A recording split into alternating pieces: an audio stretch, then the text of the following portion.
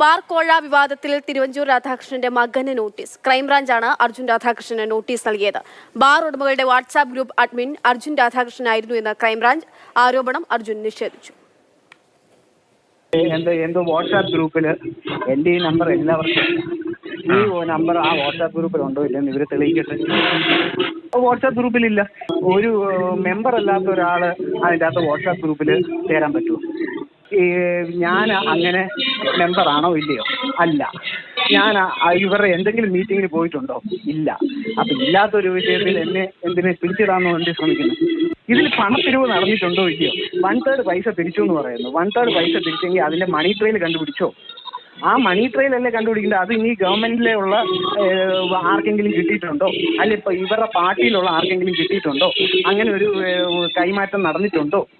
ഈ ലിക്കർ പോളിസിക്ക് വേണ്ടി ഇവർ എന്തെങ്കിലും പ്രിപ്പറേറ്ററി മീറ്റിംഗ്സ് നടത്തിയിട്ടുണ്ടോ? ഒരു പ്രിവെൻഷൻ ഓഫ് കറപ്ഷൻ ആക്ടിൽ ഒരു FIR രജിസ്റ്റർ ചെയ്തിട്ടുണ്ടോ? ഇതൊക്കെയല്ലേ കാര്യങ്ങളായിട്ട് പ്രധാനപ്പെട്ട കാര്യം. ആർ അനന്തകൃഷ്ണൻ വിവരങ്ങളുമായിട്ടുണ്ട്. ഇപ്പോൾ നമ്മൾ അർജുൻ രാധാകൃഷ്ണന്റെ ഓഡിയോ ആണ്, ശബ്ദമാണ് നമ്മൾ കേട്ടിരിക്കുന്നത്. അനന്തൻ, അർജുൻ ഈ വാട്സാപ്പ് ഗ്രൂപ്പിൽ ഒരു അംഗം മാത്രമായിരുന്നില്ല, വാട്സാപ്പ് ഗ്രൂപ്പിന്റെ അഡ്മിൻ ആയിരുന്നു എന്നുള്ള കാര്യമാണ് ക്രൈംബ്രാഞ്ച് പറയുന്നത്. അങ്ങനെ ഒരു കണ്ടെത്തലിലൂടെ ഇപ്പോൾ അർജുന് നോട്ടീസ് നൽകുന്നതിലൂടെ ക്രൈംബ്രാഞ്ച് എന്ത് നീക്കമാണ് ഈ അന്വേഷണത്തിൽ, ബാർ കോഴ അന്വേഷണത്തിൽ നടത്തുന്നത്? അക്ഷയ, സർക്കാരിനെ പ്രതിരോധത്തിലാക്കിയ ബാർക്കോഴ വിവാദം, അതുമായി ബന്ധപ്പെട്ട് ക്രൈംബ്രാഞ്ചിന്റെ പ്രാഥമിക അന്വേഷണമാണ് ഇപ്പോൾ നടക്കുന്നത്. ഈ ബാർ ഉടമകളുമായി ബന്ധപ്പെട്ട മൊഴിയെടുപ്പൊക്കെ പൂർത്തിയായി. അതിൽ നിന്നാണ് ഈ വിവാദമായ ശബ്ദരേഖ വന്ന വാട്സപ്പ് ഗ്രൂപ്പിൽ തിരുവഞ്ചൂർ രാധാകൃഷ്ണന്റെ മകൻ അർജുൻ രാധാകൃഷ്ണനും ഉണ്ട് എന്ന് ക്രൈംബ്രാഞ്ച് കണ്ടെത്തുന്നത്. തുടർന്ന് ക്രൈംബ്രാഞ്ച് ഇപ്പോൾ പറയുന്നത് ഈ ഗ്രൂപ്പിന്റെ അഡ്മിനായി പ്രവർത്തിച്ചിരുന്നു നേരത്തെ അർജുൻ രാധാകൃഷ്ണൻ. അതിനുശേഷം ഇപ്പോഴും ആ ഗ്രൂപ്പിൽ അർജുൻ രാധാകൃഷ്ണൻ ഒരു അംഗമായി തുടരുകയും ചെയ്യുന്നുണ്ട് എന്നാണ് ക്രൈംബ്രാഞ്ചിന്റെ കണ്ടെത്തൽ. ഈ ഒരു പശ്ചാത്തലത്തിലാണ് അർജുൻ രാധാകൃഷ്ണന് ക്രൈംബ്രാഞ്ച് നോട്ടീസ് നൽകിയിരിക്കുന്നത്. വെള്ളിയാഴ്ച ജവഹർ നഗറിലെ ക്രൈംബ്രാഞ്ച് ഓഫീസിൽ മൊഴിയെടുക്കാനായി ഹാജരാകണമെന്നാണ് ഈ നോട്ടീസ് പറയുന്നത്.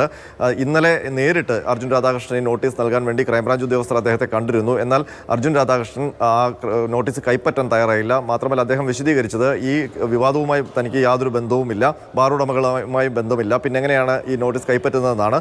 തുടർന്ന് ഇന്ന് രാവിലെ ഇമെയിൽ മുഖാന്തരം അർജുൻ രാധാകൃഷ്ണന് ക്രൈംബ്രാഞ്ച് ഈ നോട്ടീസ് അയച്ചു കൊടുക്കുകയായിരുന്നു.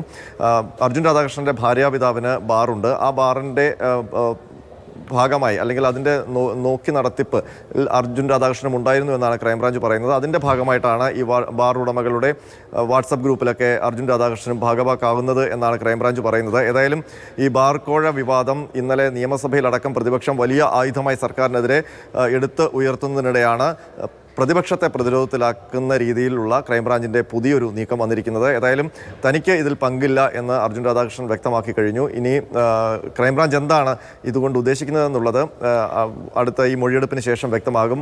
ഈ നിലവിൽ ക്രൈംബ്രാഞ്ചിൻ്റെ അന്വേഷണത്തിൽ ഒരു പരിശോധന നടക്കുന്നത് എങ്ങനെയാണ് ഈ